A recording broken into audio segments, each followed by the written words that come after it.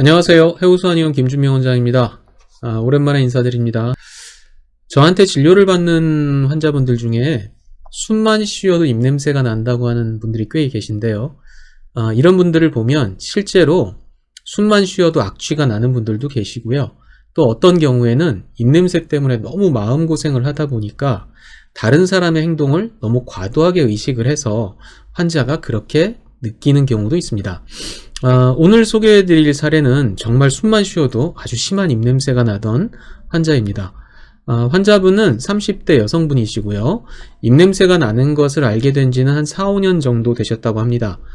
평소 지하철을 탔을 때 숨만 쉬고 있어도 옆 사람이 코를 막는다는 얘기를 저한테 하셨어요.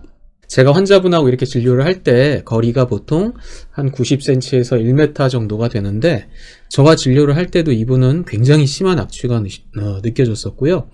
중간중간에는 이렇게 숨만 쉬고 계셔도 냄새가 느껴지는 걸 저도 확인을 할 수 있었습니다. 입냄새 결과를 한번 보겠습니다.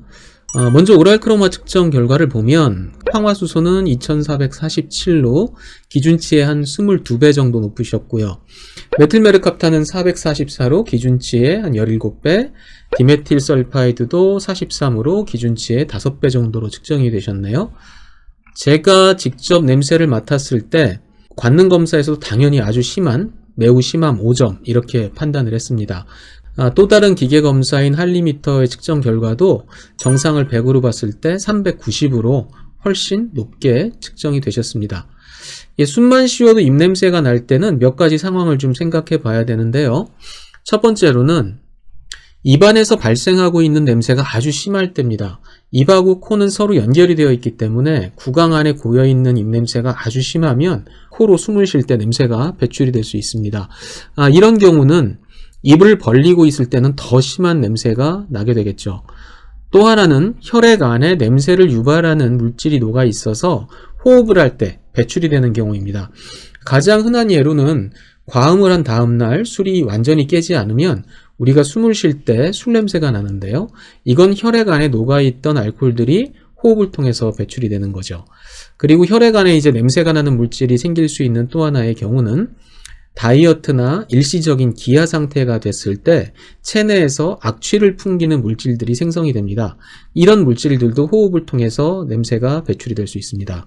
그리고 위장에서 역류가 돼서 냄새가 올라올 때도 간혹 코로 숨을 쉴 때 냄새가 나는데 입을 다문 채로 우리가 트림을 끄 하면 우리가 그 속에서 올라오는 냄새가 코로 느껴지듯이 이렇게 역류되는 냄새가 코를 통해 나올 수도 있습니다.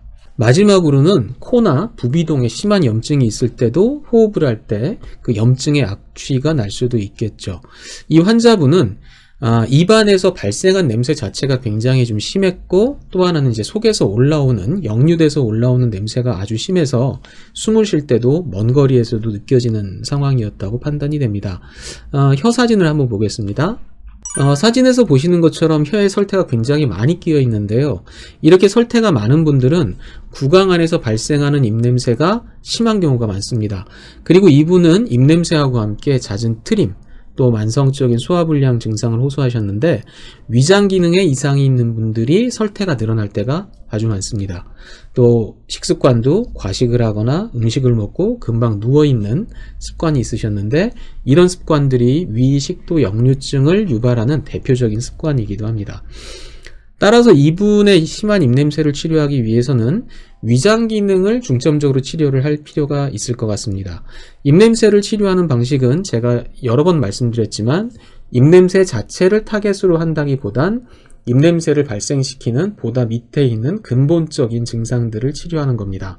따라서 이분은 위장 쪽의 문제로 인해서 속에서 역류도 되고 위장이 안 좋다 보니까 설태도 많이 끼고 그러니까 결국 위장을 좋아지게 해서 설태도 줄이고 식도에서 냄새가 올라오는 증상도 개선을 시켜야 될 것으로 보입니다.